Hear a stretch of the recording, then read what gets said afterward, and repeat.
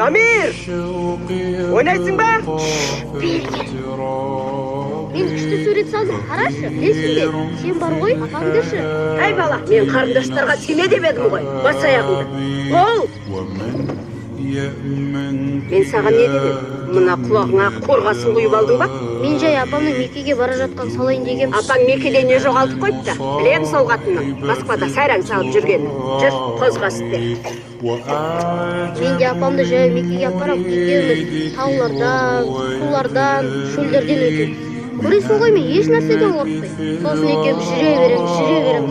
Елдер қайсы жаққа бұрылып намаз оқыса, сол жаққа кете береміз. Апамды жай Меккеге апарсам, апам жұмаққа кіреді екен ғой.